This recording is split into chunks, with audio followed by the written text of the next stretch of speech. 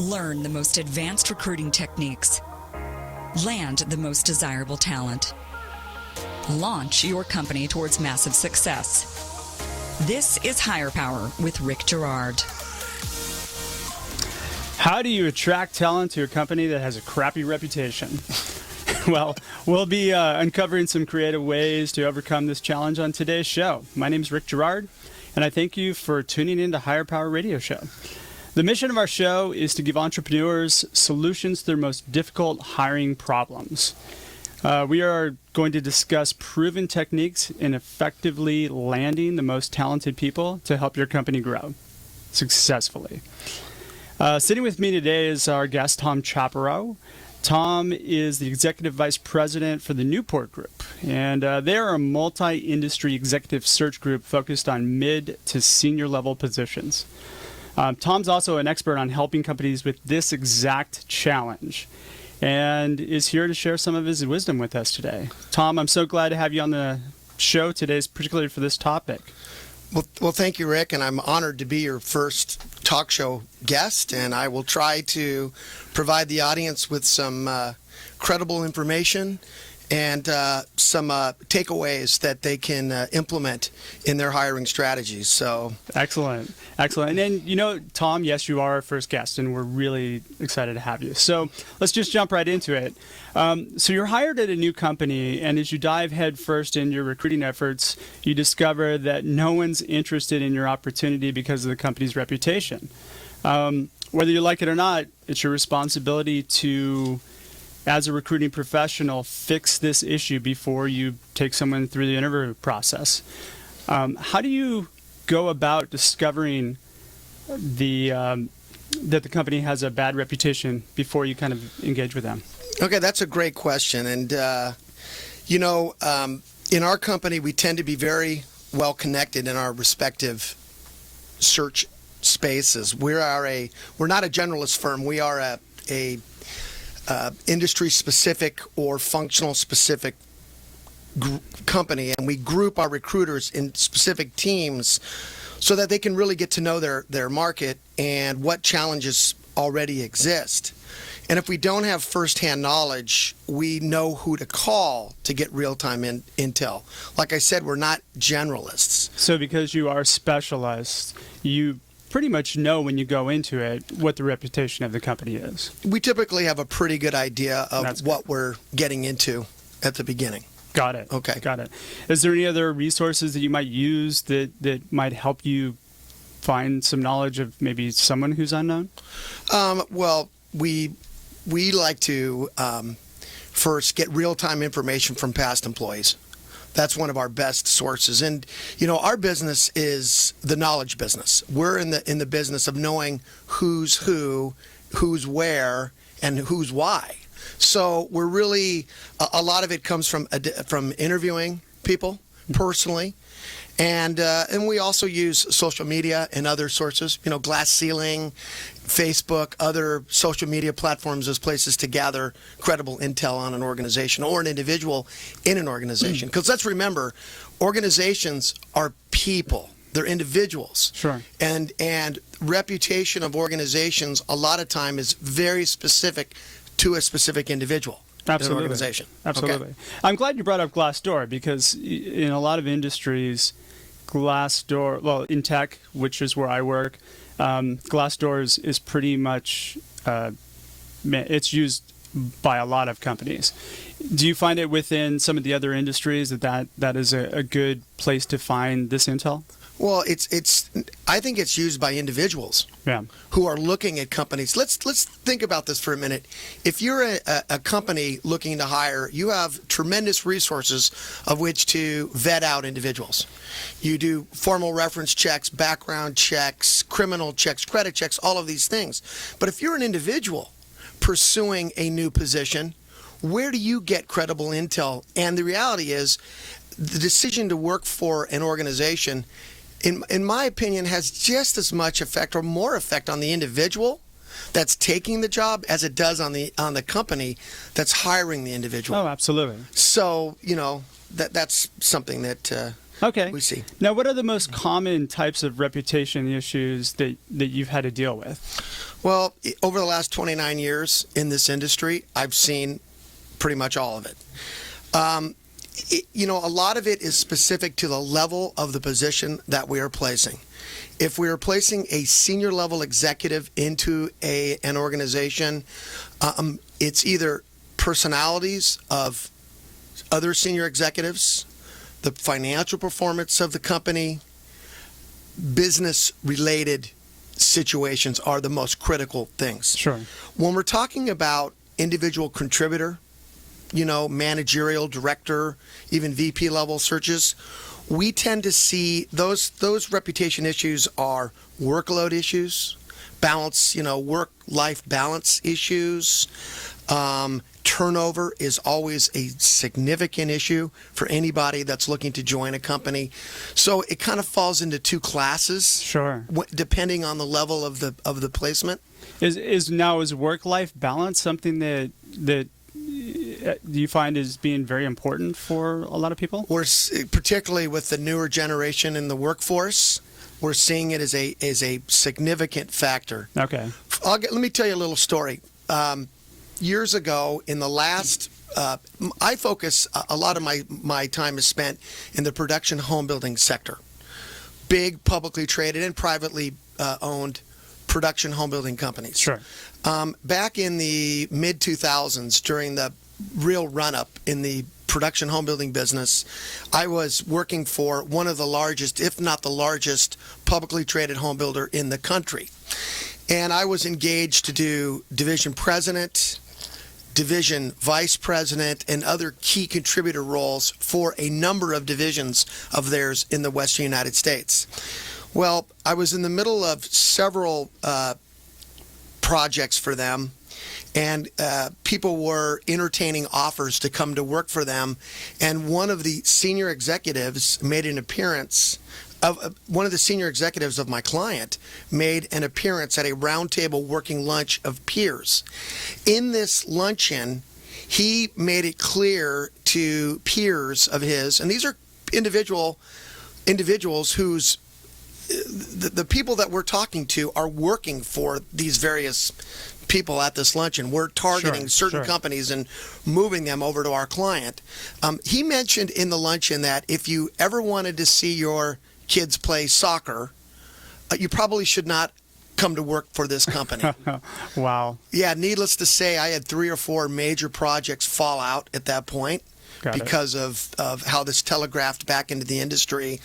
And we were able to get others in the organization to get into damage control mode and really change the dialogue of this individual, and the other hiring managers needed to go out and actually address this head on in interviews with people. So, what do you do when the person responsible for this is like in a leadership role? I mean, how do you help to mitigate this? Well, get a new client. No, just kidding. It's a lot of times what we've found is, first of all, we try to break it down and understand what issues are coming up, and they're all unique. And then it's our job as a company's consultant to come up with a narrative, a reasonable narrative to explain or counter the issues or the perceptions that we're dealing with. Sure. So you've gathered all this intel and you have an idea of who's responsible. How do you then approach the company? Who do you approach within the company? Well, that's going to depend. We tend to be very transparent and candid from the start. And we let companies know that we're going to be candid. If they're engaging us to do search work for them, they're expecting our candor. Okay? Sure. So, companies are rarely surprised of what we're telling them. They typically already know. Sure. They've already heard, and they appreciate the fact that we're going to be upfront and honest with them about it and work with them in creating a narrative. It's a partnership. Sure. I like companies that have challenges, personally. Sure. All right. And that's That's so important. Would they be coming to you if they didn't have those challenges? Exactly. If a company, if everybody wants to work for a certain company, they don't need me. My job is to, and the job of a good search consultant is to level the playing field Sure. for their client. Yep. And attract people that perhaps, or help create a positive perception and open the discussion with individuals that might not be receptive if they just had saw an ad, a posting on the internet, or a casual conversation with somebody. Got it. Now, do you typically, just looping back to this, do you typically go to the CEO of the company or the executive leadership and get their buy-in before you kind of start to work toward fixing the issue? Absolutely. It depends. I mean, sometimes the issue is with the CEO or executive leadership. At that point, we will usually have a candid discussion, and they typically know what the issue is, what their perception is. And like I mentioned, we work on creating a reasonable narrative to deal with it. Okay, got it. So, that opens up a whole big discussion as far as is what do you do when the person responsible is the CEO? And when you do approach them, how do you get them to buy in, especially if maybe they're a particular type of CEO who's got a bit of an ego? Well, there's a way to handle an individual like that, and I'm not going to give away all of my trade secrets on this radio show. Okay. But there is a way to handle it, and one of the things that I've found to be very effective is being upfront and candid and brutally honest. If we can't work past this issue with the individual, it's probably not a problem that is solvable. So we taking that approach, and I've yet to have a client fire me for telling them what's going on. And Rick, the thing that I want to stress is it's not my opinion. Sure. I never make it a personal attack or my opinion. I'm using information that I've gathered, and I'm citing that information as the basis for having the discussion. Sure. So that tends to lessen the blow and make the information more palatable for the individual that we are talking about or speaking to. We're talking with Tom Chaparro of the Newport Group, who's sharing some great insight with us, Tom. We're talking about how to recruit for a company with a bad reputation. And we just discussed uncovering the bad reputation and how to break it to the company. We need to take a quick break, but when we come back, we'll be fixing the problem within the company and then, more importantly, convincing potential employees that the problem is fixed. Stick tight, we'll be right back. You're listening to Higher Power with Rick Girard, giving you access to recruiting techniques that will help you hire key talent to build your company towards real success. Rick is a recruiting executive and entrepreneur who's been successfully recruiting in the aggressive Silicon Valley technology landscape for the past 2 decades. After a very successful stint at Apogee, he founded Stride Search in 2012. Based on a lean efficiency model, Stride has uniquely positioned itself as a leader in retained search for the most critical talent hires within a small organization. Whether you're a startup executive or recruiting professional, by listening to Higher Power with Rick Girard, you will walk away with skills to help you attract and hire great talent. Now back to Higher Power with Rick Girard. Welcome back, everyone. This is Higher Power Radio Show, and I'm your host, Rick Girard. Our guest today is the illustrious Tom Chaparro from the Newport Group. Now, before the break, we were discussing how to figure out what kind of crappy reputation a company might have and how to break it to the company. Now we're going to discuss kind of some ideas on how we go about fixing the company's reputation and create a plan to alleviate the pain point for potential hires. Now, before the break, Tom, you were mentioning something and actually said something kind of key that you like companies that have bad reputations. Why? Well, I don't know if I like them per se, but actually I do like them. And the reason is self-serving. They need me, okay? And they need people like me, executive search consultants, and people that can help create a good story as a result of it. And a lot of times, companies that have suffered reputation damage, it's very repairable. But it requires somebody that has the skill and has the reputation in their particular industry, their field, to counter it. Somebody with credibility. And that's why particularly I like companies that are more challenging. Okay? It also gives individuals that are going to work for them and with them the opportunity to really make a difference at that organization.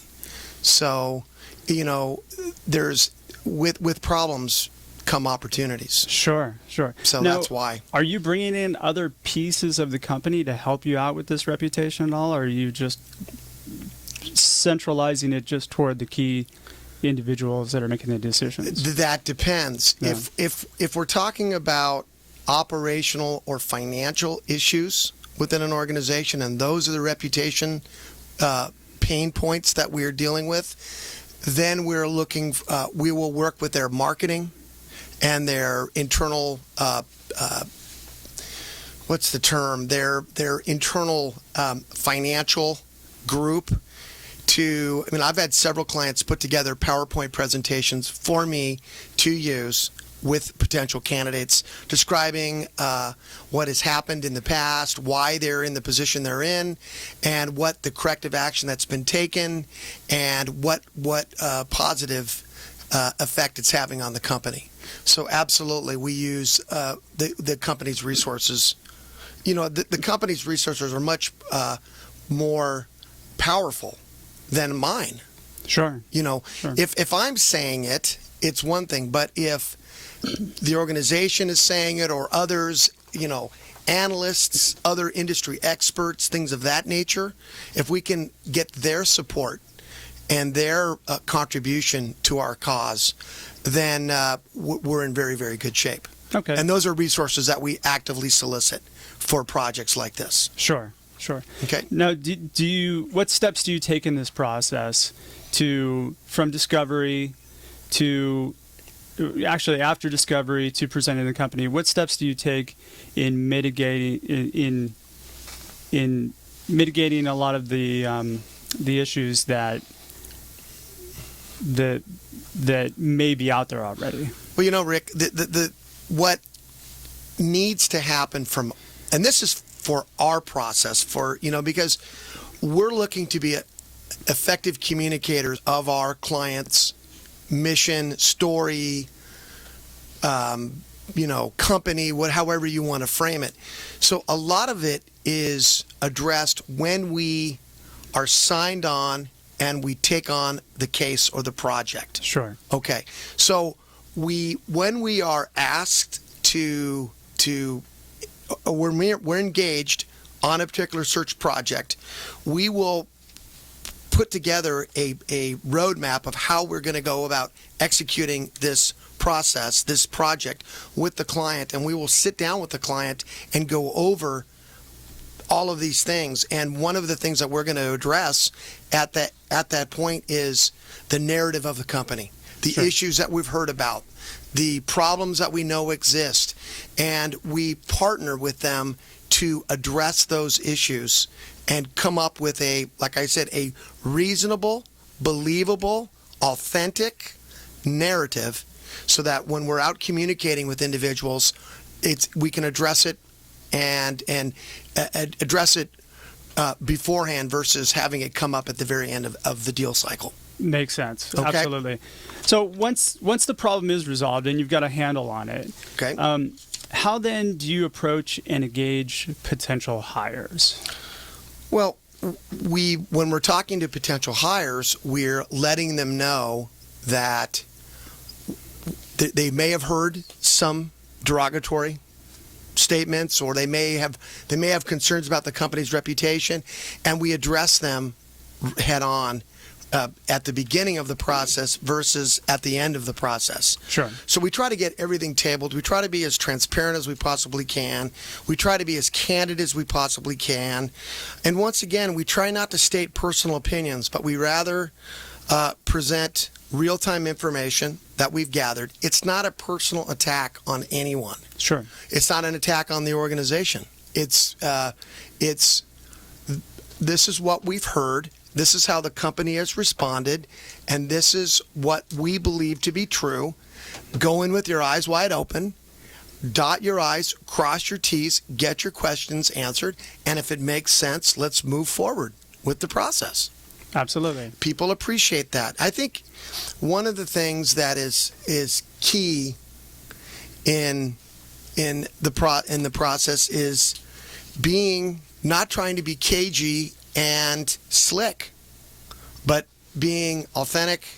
And if we don't know the answer to something, if a company doesn't know, if we don't know, we're going to do our best to gather the information in a timely fashion and provide what we know. Okay? Sure, absolutely. Now, do you work this in conjunction with positioning what the candidate is wanting out of their career? It depends. Okay. We're employer retained. So we are understanding what our client is looking to do, what the short, middle, and long-term objectives of the role are, and we're looking to match that up with the short, middle, and long-term objectives of the individuals that we're discussing it with. Sure. Okay. One of the things that we do to gather information is we do a lot of interviewing. I mentioned earlier, we love talking to previous employees or senior leaders of organizations. That gives us really, really valuable real-time information. Okay, sure. We look at we research articles. We use the web quite a bit, and we're looking for any information we can glean about an organization, about the people in the organization, about projects, about finances, anything that can help us give our client a competitive edge and help us overcome an issue. Got it. Okay. Remember, issues and reputation issues are unique to the individuals who are examining them. For some individuals, it's a deal breaker, things that they've heard. For other individuals, it's a challenge. It's something that they want. They want to be in an organization where there are some situations or there's some problems. It's very unique to the individual. Yeah, one of the things that we actually do at our firm is we get a really good sense of what that person wants to gather out of their career, right, and how to translate it into what the company's offering. Right. So right. It's a good way of looking at it too. We're retained the same way, but right. And when we're working with the hiring managers of our clients, we're advising them as to what this individual is looking to accomplish, mm-hmm. and we want to make sure that there's congruency there. Okay. Oh, absolutely. If they're mutually exclusive goals, we don't even want to put the person into the process. Sure. So we're looking for 8 out of 10 deal points to align, and that's the basis of a very good discussion and a very effective long-term hire.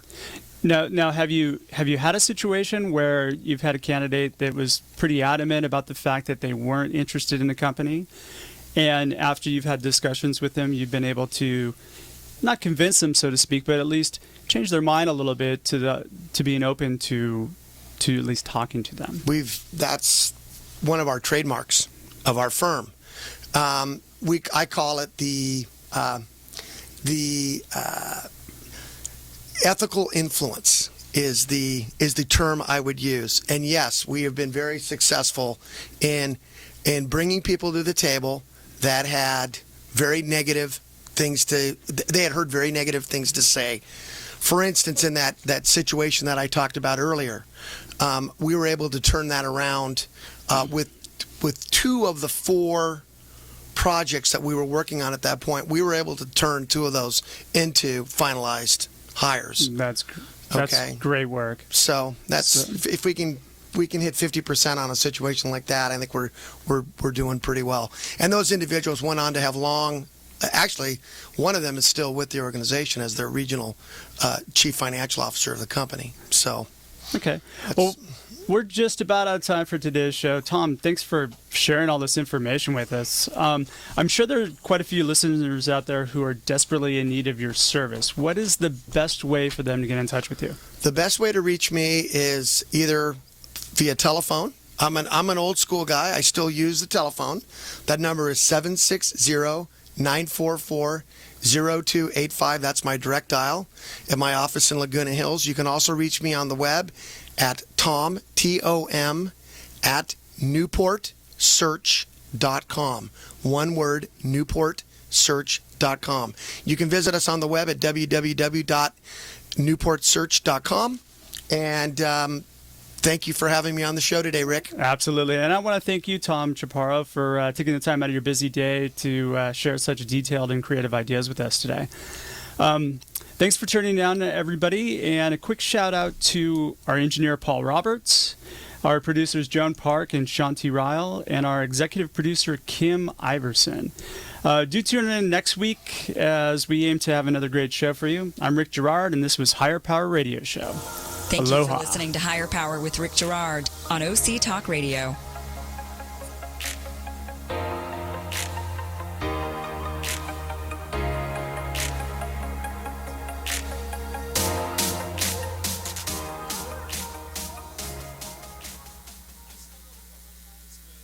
Imagine what it would feel like to lose everything. Your job, your home, your family, your dignity. This has happened to thousands of the men, women, veterans, and young adults we serve at Working Wardrobes. What do we do to help? We provide career development services, life skills workshops, job skills training. We provide the perfect interview outfit, and we get clients placed in jobs. Call Working Wardrobes, 714-210-2460. Donate, volunteer, invest, hire.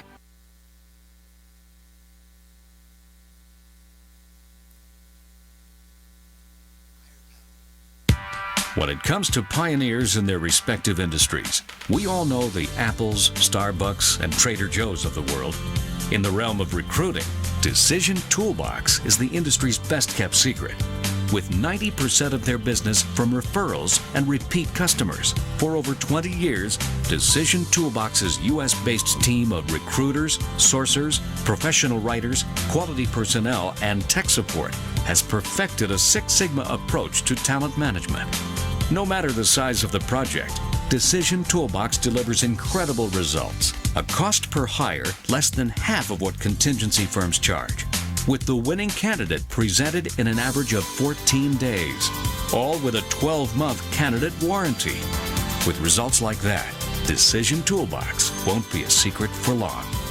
Visit us at www.dtoolbox.com for more information.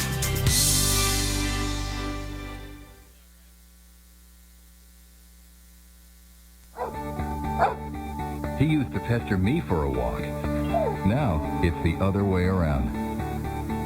Hoag physicians perform more orthopedic procedures than any other hospital in Orange County. Our orthopedic program, in fact, ranks among the top 5 in the entire country. So whatever it is you live for, you can get back to it sooner. Because as it turns out, the best part of life is simply living it. Hoag for Life. Visit us at www.hoag.org.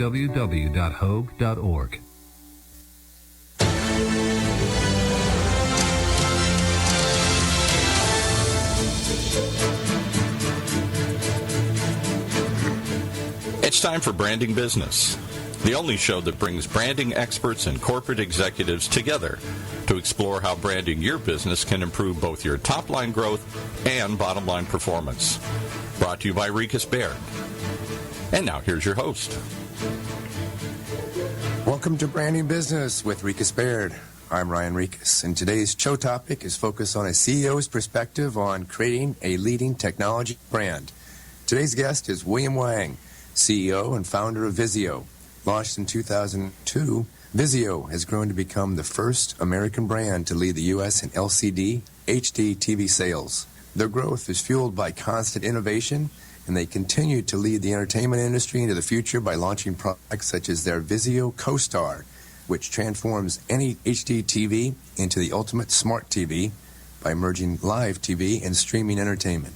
In their latest strategic move, Vizio just launched a new line of PCs branded All-in-One, which integrate the best of a PC, but with powerful entertainment features, which I'm sure William will share more about. William, welcome to Branding Business. Thank you. I know you have quite an entrepreneurial mindset and background in the technology space, and I'm curious as to how you started this business. Did you see a gap in the industry, or was there something else that inspired you to start this business? Well, yeah, I've been in the consumer electronic business for the last 20-some years, and I've been focusing on computer display in my early days. So I had an engineer background, and in 2002, I saw a great opportunity of a U.S. government pushing for the new standard of HDTV, and I see all of the competitors in the industry, such as Sony and Panasonic, they're selling the HDTV at $10,000 or $15,000, which nobody can afford. So I saw a great opportunity, and I came in, and I did it. I just made flat screen TV affordable. Well, you make it sound so easy. Well, it is pretty easy, but actually I never intended to be a businessman, and never in my mind I want to be an entrepreneur. I just started the business. I think it's going to be fun, and I think we can help people to enjoy an HDTV experience, and here we are.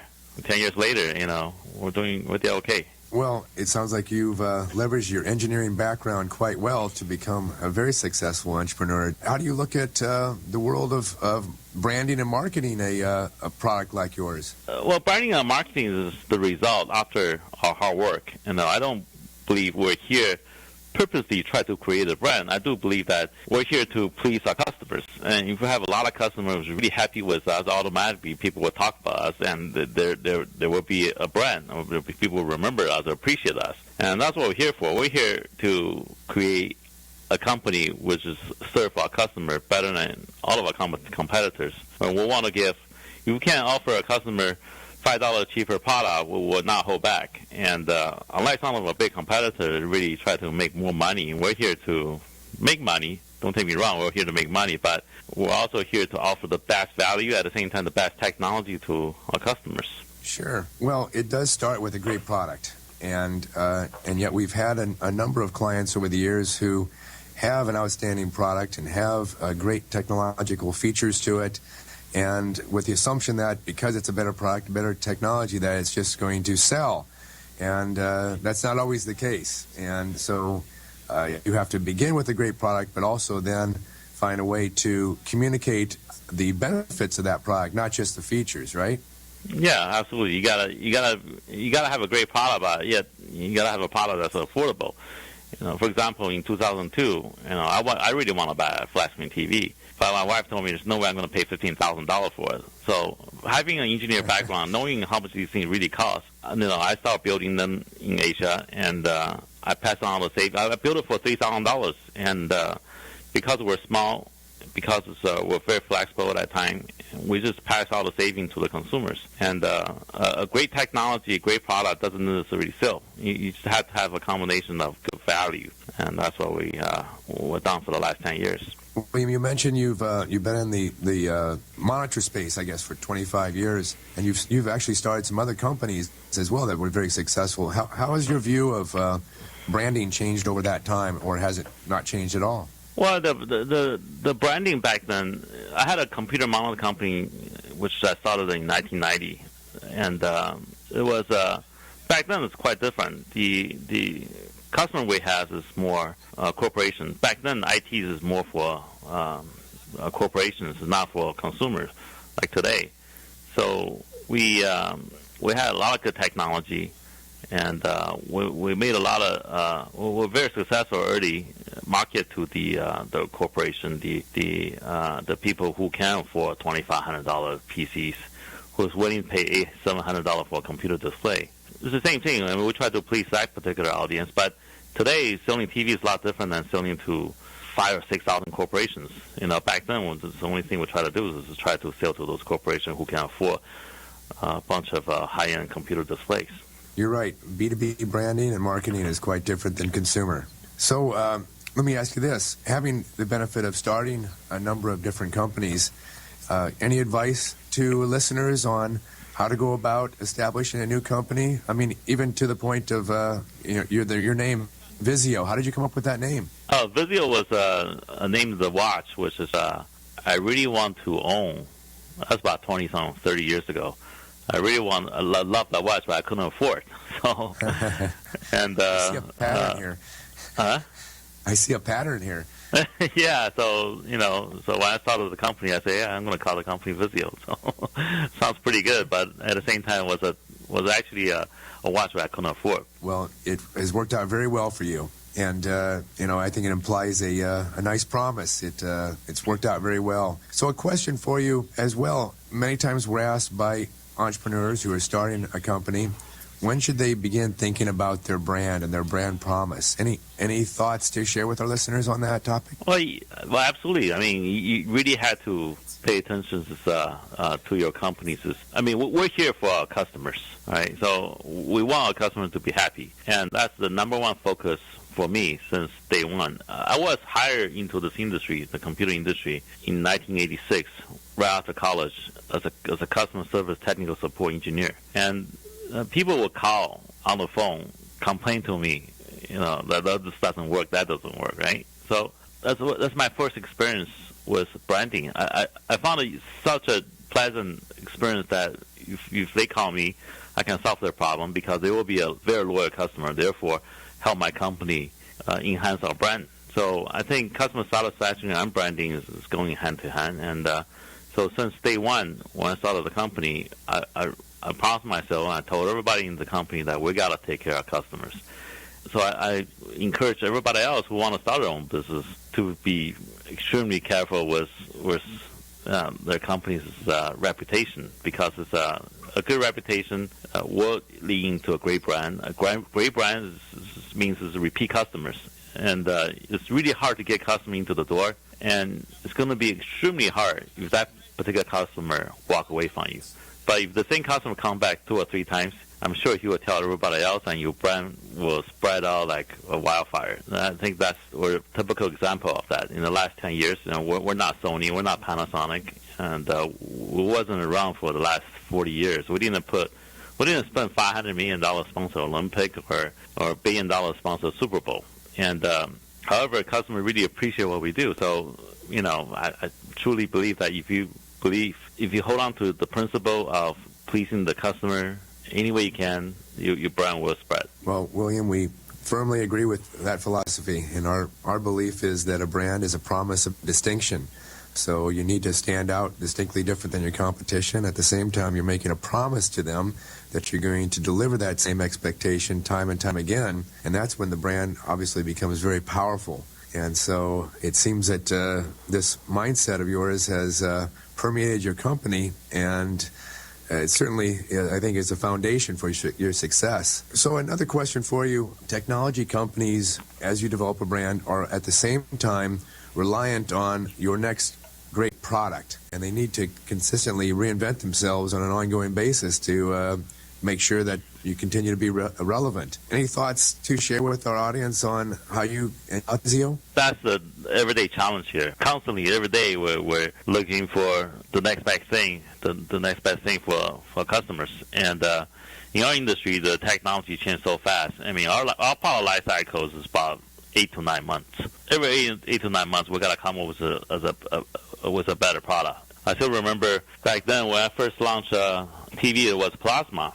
Back then, plasma was the best technology for flash digital TV. Today, we don't sell plasma anymore because the technology doesn't attract the latest customers' demands, such as a lower power, better, no mercury, and energy saving. So we end up switching to CD and now LED. Again, that's our everyday work here in our office. We got a bunch of people here, day-to-day basis, worry about the question just asked me, what's the next product that we can offer to consumer, which will benefit them. Well, it seems you position your company and your brand perfectly for the future, which allows you to expand beyond where you're at today. The example you just provided. Another example allows you to go beyond HDTV and potentially own the sweet spot where HDTV, computing, and the internet merge together. Can you talk a little bit about your plans for the future in that area?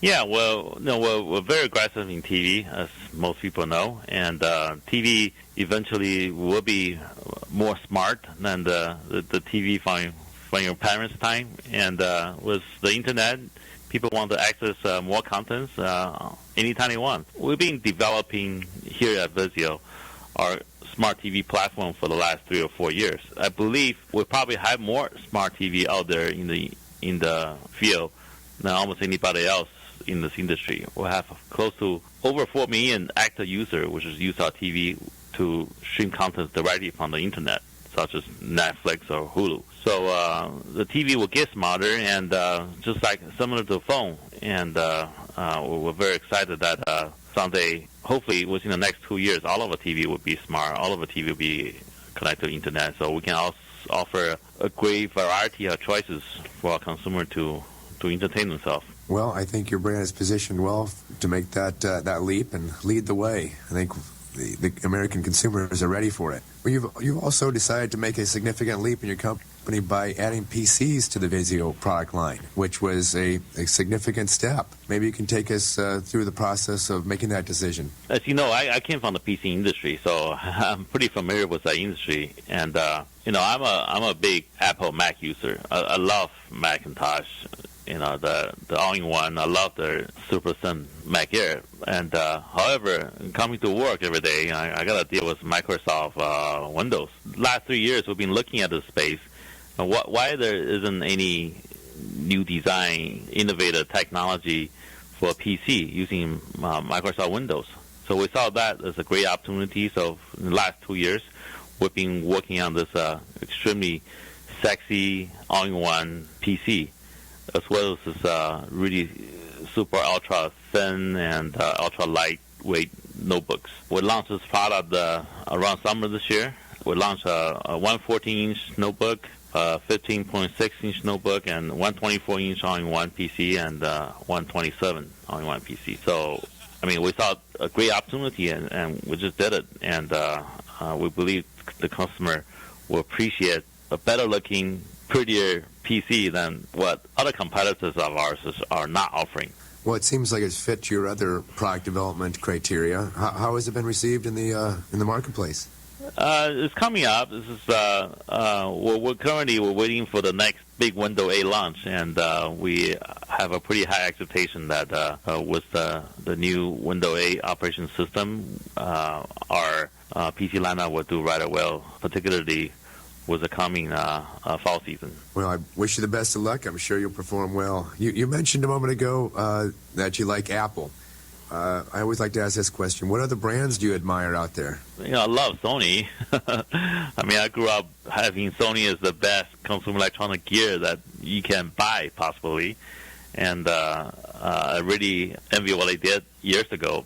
They're not doing so well right now, but I grew up with Sony, so I really envy Sony. I really envy Nike and their innovation, and of course Apple. Apple's just the company everybody's envy. Well, three great brands that, certainly in the case of Sony and Apple, have reinvented themselves over the year. Nike stayed pretty true to their core, but just continue to offer new products and some new product extensions. With that in mind, how far do you think the Vizio brand can stretch into the future? Well, hopefully as far as possible. There's no limit to it. We got to just keep on offer the great service we've been offering to our consumer over and over again. And hopefully by doing that, people will trust us more, will respect us more, and they will wait for our next product, just like they're waiting for the next iPhone 6. Yeah, the number 5 has certainly been a huge impact for Apple, hasn't it? Yes. Well, you've at Vizio, you brand yourself as America's #1 LCD HDV company, and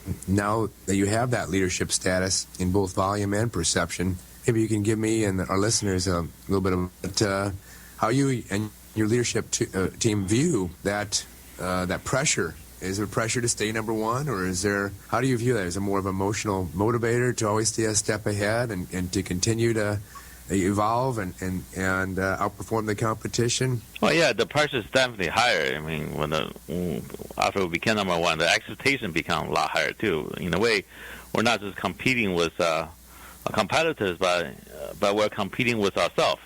And we're competing with ourselves to innovate better. We're competing with ourselves to drive even a higher value into the product we put together. So the pressure is definitely on. But we're having fun. We love doing what we do, and we have a great team of people here. They're just they love that challenge. That's the reason they joined our company, because it's that challenge, right? So how do we be number one within 10 years, and how do we become even better after we became number one? Well, that's an interesting point. We as well find that on the topic of culture and people working together, that culture is an incredible force that can drive a business forward, or it can take a company down. So how do you really impart your leadership and your culture throughout your company? Well, fortunately, our company is not a huge company. I mean, we have about fewer than 450 people. So I think the top management, the executive team, we can reach out to almost everybody we work with frequently, and we spend a lot of time together. We talk to them, and everybody still on first name basis.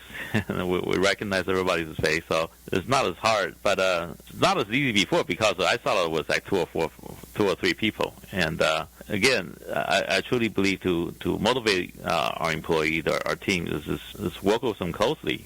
Well, we find exactly the same thing, and with the research we've done with hundreds of brands as we've developed them, there's a consistent finding that employees desire two primary things. First, a clear understanding of where the company is going, like the core statements like purpose, vision, and mission, as well as regular and ongoing communications from the executives around communicating the company's future direction and this cultural alignment. And it sounds like you've really taken that thought to heart in the way that you've gone about growing your company from that core that you mentioned a moment ago of 2 to 5 people, now 450 people. Any further thoughts on how you get communication through to everyone, and now that you've grown to that size, it internally? Yeah, well, I think a lot of motivation will help, and we do have this policy of ours for the last since almost the beginning that we do the profit sharing. So quarterly we get together with everybody in the company and we share profits. We give everybody a bonus check. And fortunately, even though the economy is bad, Vizio has been profitable for the last few years. And every quarter we take a lot of money out and we share with all the employees, which is once we motivate them, then they have even higher desire to work closer with us. And at the same time, our company, we're making our mission very straightforward and simple. I found it pretty effective. We're not giving our people a lot of different things to do. We're not saying that, okay, today we're going to go after a consumer, tomorrow we're going to go after all the IT industry, and the next thing, let's go sell a lot of PC into Fortune 500 companies. We don't do that. We're very focused. We're here only focused on consumer. We're here only focused on a few direct account we have, and our mission is very straightforward: provide the best value at the most affordable price. It's easier to preach that over and over again every day versus if you have a different agenda. So our agenda hasn't really changed at all for the last since the beginning. Well, it's good to hear that. We as well feel that focus is at the heart of branding, and sacrifice is at the heart of strategy. And for you to have a clear brand strategy that remains focused really creates a more powerful brand, both internally and externally. It sounds like your employees are motivated by the opportunity to become accomplished at what they do, and then I'm sure the quarterly profit sharing only helps with that and reinforces that. So maybe you can expect more job applications after people listen to this interview. Great. Well, I see the Vizio brand out there more, not only at retail, but also it seems like you are getting a little bit more aggressive in your marketing on TV, for example, and in other applications.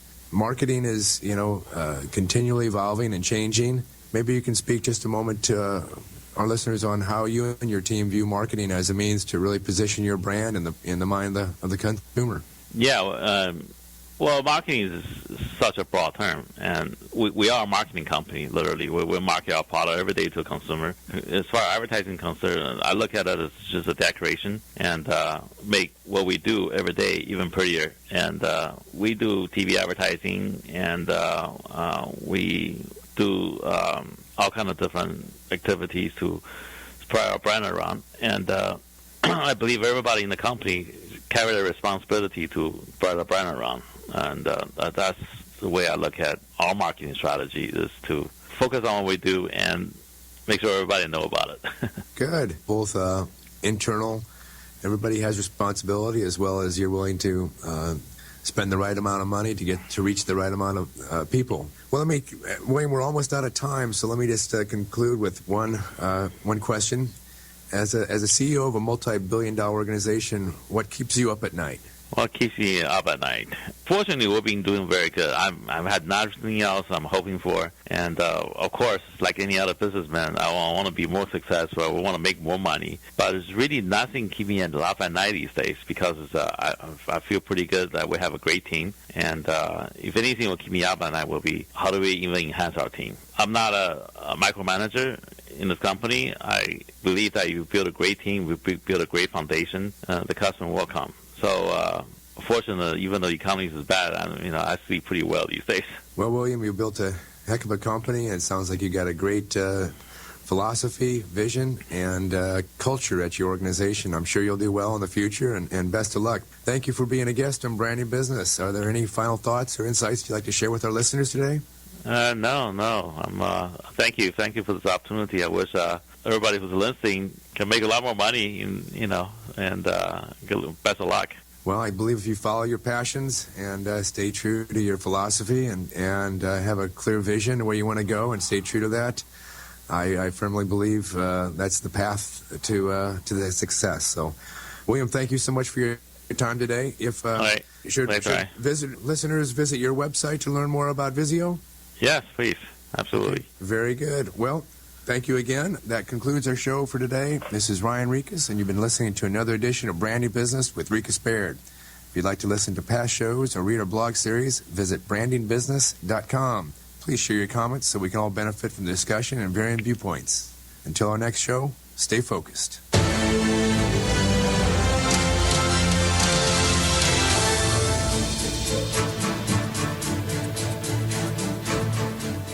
You've been listening to Branding Business, the only show that brings branding experts and corporate executives together to explore how branding your business can improve both your top-line growth and bottom-line performance. To hear more, simply visit our website, brandingbusiness.com, or tune in next week to learn how you too can build your brand and move your business forward. Brought to you by Rikas Baird.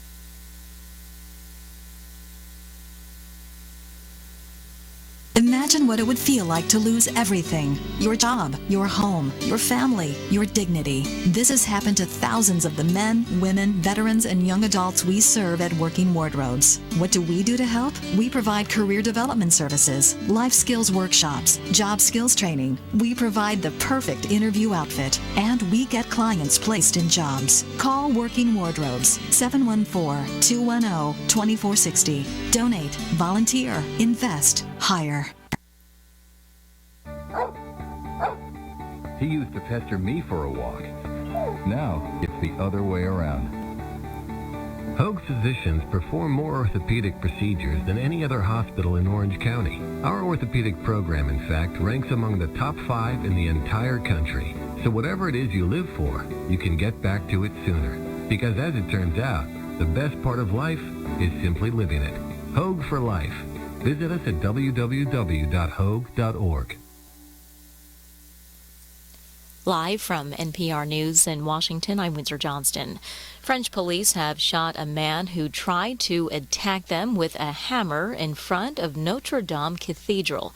NPR's Eleanor Beardsley reports the attacker was wounded and taken to the hospital. Police are now looking for possible accomplices. Notre Dame Cathedral is in lockdown, and the area around the church has been evacuated and sealed off. There are around 900 people trapped inside the cathedral. French TV showed footage of many people sitting on the stone floor. The crowd is being told to remain calm and stay put until police wrap up their security operation. Notre Dame is one of Paris's most visited tourist sites, with more than 30,000 visitors a day. Paris is on high alert after terrorist attacks in London over the weekend killed 7 people.